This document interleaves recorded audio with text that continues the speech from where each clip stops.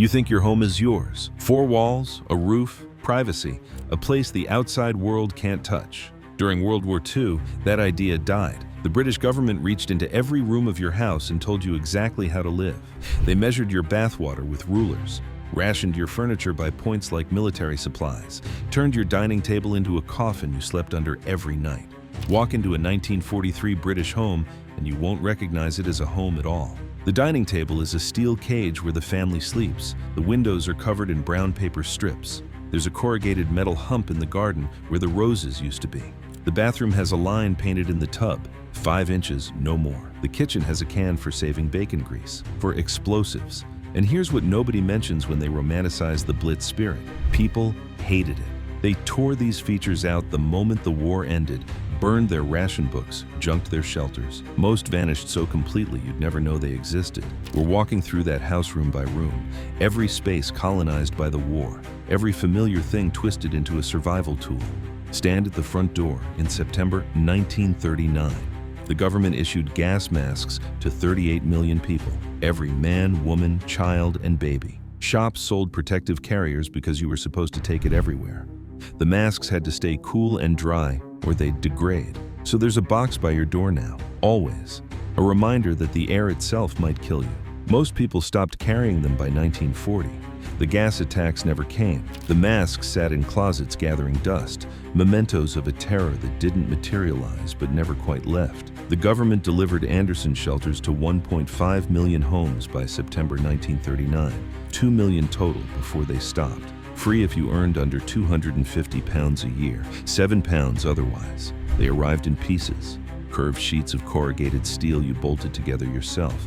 Then you dug a hole 4 feet deep and buried the thing, covering it with 18 inches of soil, 6 feet by 4.5 feet, supposed to hold 6 people, 4 realistically. When the siren sounded, families ran outside into the bombing to reach their shelter. One woman remembered carrying her baby while her husband carried the cat. Another family brought their prize hen in a cardboard box. Inside, benches, maybe a box for books, rations, the smell of bitumen, the sound of bombs, absolute darkness. You stayed until the all-clear siren. Could be hours. The shelters flooded constantly. No drainage. People bailed them out with buckets after every rainstorm. In winter, you were sleeping in a freezing, damp metal tube while explosives fell overhead. People who refused to use their shelters planted vegetables on top, marrows mostly. The soil mound made an excellent raised bed. Bomb refuges growing food. Nothing could be wasted. By the gate, a box for tin cans and scrap metal. Monthly collection. Boy Scouts organized drives. Children threw metal at Hitler busts at community events. People removed bumpers from their cars for the war effort. Every window got taped. 3-inch wide strips of gummed brown paper. You had to wet it to activate the adhesive, applied in X patterns from corner to corner. The theory: bomb blasts shatter glass into deadly shrapnel. The tape keeps the shards together in larger, safer pieces. The reality: maybe it worked. Maybe it made bigger pieces that were worse. Nobody knew for sure. But the government said, do it, so you did. Or you didn't, if you were like one mother who said taped windows were too depressing and chose to risk it. Mandatory from September 1st, 1939. Heavy, thick fabric over every window. No light could escape. If enemy bombers couldn't see cities lit up below, they couldn't target accurately. By January 1940, 1 person in 5 had been injured navigating the blacked-out streets, broken bones from walking into lampposts, getting hit by cars, falling into holes. 1.4 million unpaid volunteers patrolled neighborhoods every night checking for light leaks. They'd knock on your door, yell at you, sometimes shoot out a bulb if nobody was home. Starting in 1942, that was all you could buy, a catalog of 30 items. Plain, simple, undecorated designs stamped with CC 41, Controlled Commodity 1941. You didn't shop for furniture. You applied for a permit. If approved, you got vouchers worth a certain number of units. A sideboard cost 8 units. A fireside chair cost 6. You had maybe 30 units total to furnish an entire home. Priority went to people who'd been bombed out and newlyweds. Everyone else waited. The furniture was well designed, modernist, arts and crafts influenced, clean lines. People despised it, too plain. After years of enforced simplicity, they craved ornament. The moment rationing ended, they threw out their utility pieces and bought the gaudiest replacements they could find. Coal was rationed, 2.5 tons per household per year.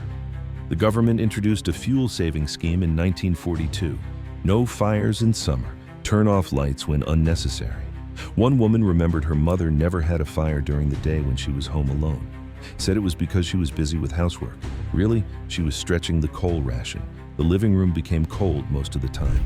You gathered there in the evening only, close to the fireplace, making the coal last. 1 per 30 houses, manual firefighting equipment for incendiary bombs, 3-person operation. 1 person held the pump in a bucket of water, foot on the stirrup base, pushing and pulling the handle. Another aimed the hose. A third ferried more water. It took 6 gallons to put out a single 1-kilogram incendiary bomb. You could pump 1.5 gallons per minute. The fire brigade trained neighborhood groups. Fathers lying in the street during drills, holding the hose, face shield up, while someone else pumped. It barely worked, but it was all you had. In January 1940, every person in Britain got a ration book. You had to register with specific shops, your grocer, your butcher. You couldn't just go anywhere. 16 coupons per month, color-coded, blue for processed foods, red for meat, cheese, fats, oils. A typical weekly ration at the lowest point, 4 ounces of butter, 4 ounces of bacon, 8 ounces of sugar, 1 ounce of cheese, 1 shilling worth of meat. Families kept small, carefully organized spaces where they stored their meager supplies. You planned every meal, wasted nothing. If you ran out of coupons before the month ended, you went without. The shopkeeper didn't cut the coupons out, too time-consuming. He used a pen to cross them out. In 1942, the government realized bacon grease, pan drippings, and cooking fat contained glycerin, used to make explosives. Women saved everything. Trimmed fat from meat, boiled it down, skimmed the top off stews and gravies, even the water from boiling sausages, let it cool, skim the fat off. The grease had to be clean, strained through a sieve, free of water and juice, stored in a tin can until you had a pound. Then you took it to your grocer or butcher. Starting in December 1943, you got 2 red ration points and 4 cents per pound. 711 million pounds of fat collected over 4 years, most from civilian kitchens. Housewives turning garbage into ammunition. Housewives cooked as much as possible in one go to conserve fuel. Everything timed together. Multiple dishes in the oven at once. No wasted heat. In America, 20 million Victory Gardens by 1943. They produced 42% of all vegetables. Families canned together late into the night. Tomatoes, string beans, onions, lettuce. Swiss chard and kohlrabi, crops most Americans had never heard of, became staples because they were easy to grow. The government told you how much water you could use for a bath, 5 inches. They suggested painting a line in your tub so you'd know when to stop. King George VI had lines painted in the bathtubs at Buckingham Palace. If the king could ration his bathwater, so could you. People measured with rulers, turned the tap off at exactly 5 inches. Hot water required coal to heat, and coal was rationed. Every gallon of bathwater was a choice, heat or cleanliness. Soap was rationed by weight, all types. You used less, made it last, went without when you ran out. Simple bed frames, plain wardrobes, undecorated dressers, all stamped CC 41, all rationed by points. Clothing was rationed starting June 1st, 1941.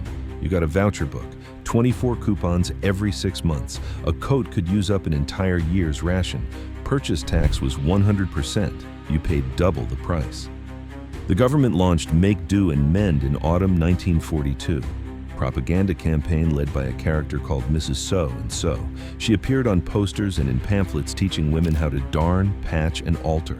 Darning became a badge of honor, according to official leaflets.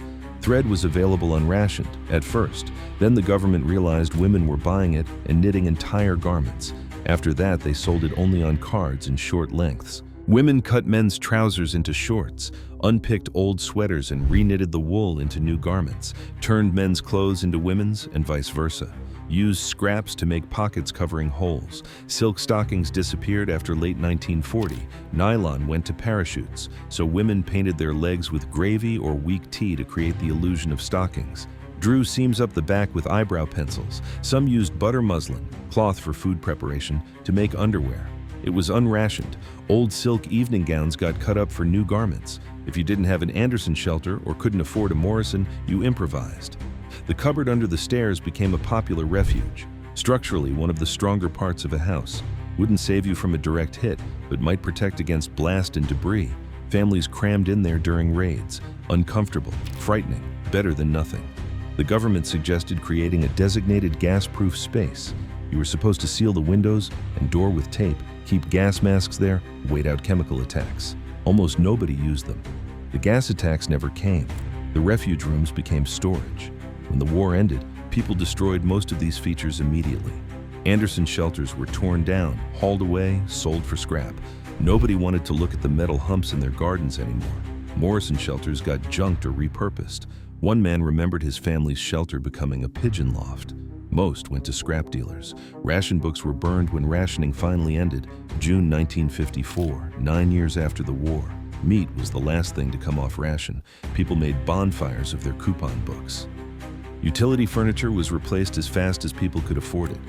The plain, modernist pieces were thrown out for ornate, decorative alternatives. But here's the paradox. Prefabricated homes, prefabs, were built on bomb sites starting in 1945. Temporary housing for people who'd lost their homes, designed to last 10 years maximum. 156,623 prefabs were built by 1949. They had fitted kitchens, constant hot water, indoor plumbing, fridges. Only 2% of British households had fridges before the war.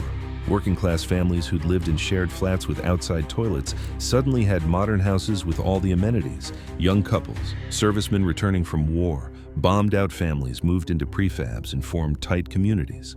The prefabs were supposed to be torn down by 1955. Instead, people refused to leave. About 8,000 are still occupied today.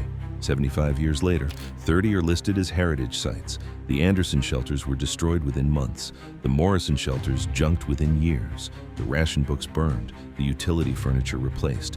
But the prefabs, those people kept. You can still see a few of them if you know where to look. Faded aluminum walls, small gardens out front, old couples who moved in as newlyweds and never left. The war reached into every room and took something. Privacy, comfort, the simple idea that your home was yours. Most of those intrusions were ripped out the day peace came. But the few things that gave something back, those stayed, even when they were only supposed to last a decade, even when the government said they were temporary. The house remembers what it was built to survive and what it chose to keep.